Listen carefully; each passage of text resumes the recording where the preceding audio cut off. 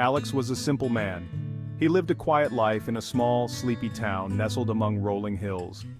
Days were spent working at the local mill, his evenings spent in the warm glow of his fireplace, reading or listening to the radio. Life was predictable, mundane, and he liked it that way. He had his routine, his few close friends, and the comfort of anonymity. The townsfolk knew him as a gentle giant, always willing to lend a hand, always with a kind word. He was a creature of habit, finding solace in the ordinary. He knew his neighbors, they knew him. Every day seemed the same, a comfortable routine. He had no family to speak of, no lover to share his life with. He was content in his solitude, finding peace in the quiet humdrum of his existence.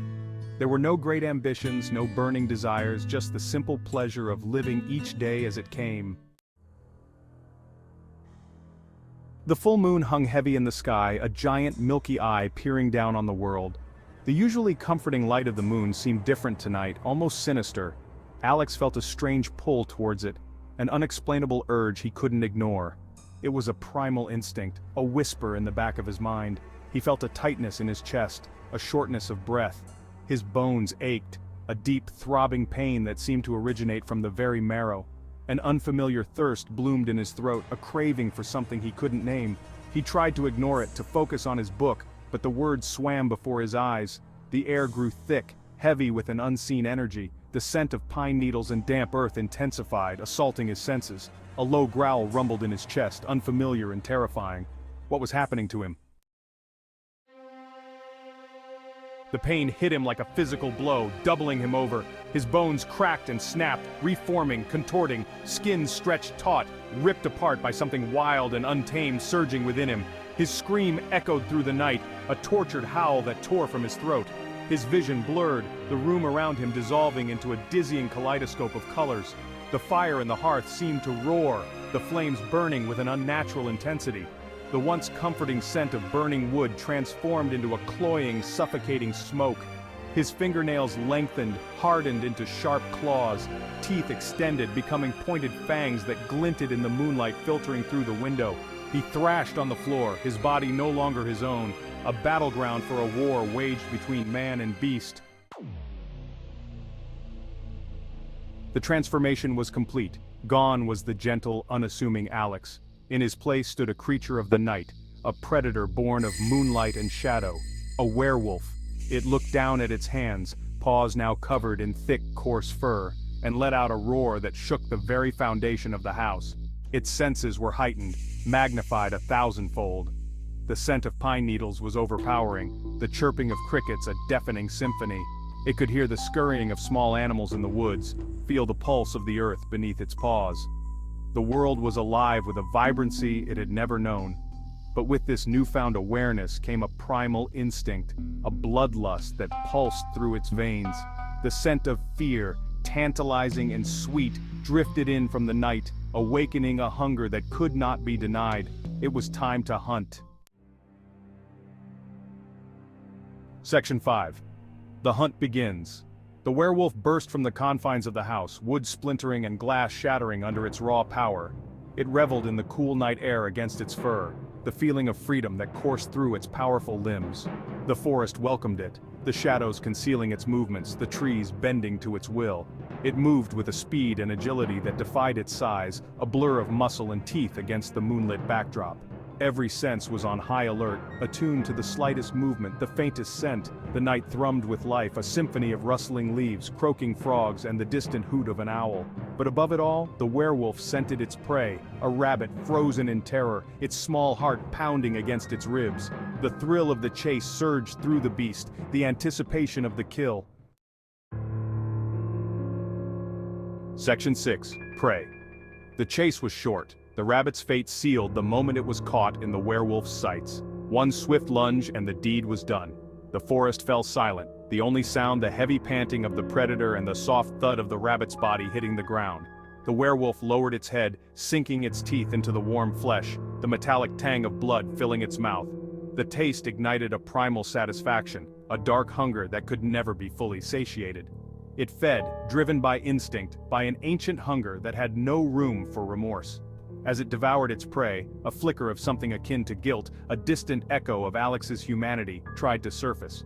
But it was quickly swallowed. consumed by the overwhelming beastly instincts that now controlled its being. Section 7. Remnants of the Beast.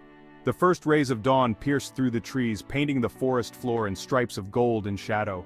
The werewolf, sated and exhausted, felt the familiar pull of transformation, the beast within receding like a tide. Pain lanced through its body, muscles spasming, bones rearranging themselves. It whimpered, collapsing onto the forest floor, the stench of blood and musk clinging to its fur. The transformation back to human form was agonizingly slow, each twitch a fresh wave of pain. When it was finally over, Alex lay naked and trembling, the memory of the night's events washing over him in sickening waves. He looked down at his hands, now human once more, but stained with the blood of his kill. The scent of death clung to him, a horrifying reminder of the beast he harbored within. Panic surged through him, cold and suffocating. What had he become? The days that followed were pure torture. Alex was trapped in a prison of his own making, haunted by the vivid memories of the transformation, the hunt, the kill. He couldn't eat, couldn't sleep. The image of the terrified rabbit seared into his mind. He tried to tell himself it was a nightmare, a horrific figment of his imagination. But deep down, he knew the truth. He had seen the fear in the rabbit's eyes, felt its warm blood on his tongue. The evidence was right there, in the torn and bloodied clothes he'd hidden in the back of his closet, in the lingering metallic scent that clung to his skin, no matter how hard he scrubbed. The full moon loomed, a constant terrifying reminder of his curse. He was trapped in a cycle of dread and anticipation, waiting for the inevitable transformation, praying for a way out. Driven by fear and desperation, Alex delved into ancient lore and whispered legends. He scoured dusty books, seeking a cure, a way to break the curse that had a stranglehold on his soul. He consulted local herbalists, their faces etched with fear and pity as he described his plight. He tried everything they suggested, every concoction, every ritual. He ingested bitter herbs, bathed in moonlit waters, chanted ancient incantations until his voice was hoarse. But the curse held fast, a malevolent entity that refused to be exorcised. With each passing day, the hope that had initially fueled his search dwindled, replaced by a chilling acceptance of his fate. He was a monster, and there was no escaping it. The full moon arrived again, casting its eerie glow on the world. This time, Alex didn't fight it. He had resigned himself to his fate, to the beast that resided within him. He knew he couldn't escape it, couldn't outrun it. He walked into the woods, the place where he had first tasted blood, where the animalistic part of him felt most at home. He surrendered to the transformation, embracing the pain, the primal surge of power that coursed through his veins. He was no longer the gentle, unassuming Alex. He was a creature of two worlds, forever caught between the light and the shadow.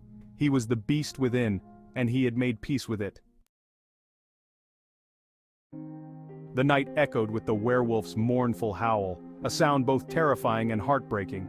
It was a lament for the life he had lost, for the humanity he clung to, for the curse he could not escape. He was a prisoner in his own skin, a monster bound by the cycle of the moon. And as the sun began to rise, painting the eastern sky in hues of pink and orange, the werewolf retreated deeper into the forest, disappearing among the trees. The beast within had been sated, but the curse lived on, a constant reminder of the duality of his existence. The beast within was a part of him, forever intertwined with his soul, and as long as the moon continued to rise and fall, so too would he walk the line between man and monster. His was a life forever changed, forever haunted by the beast within.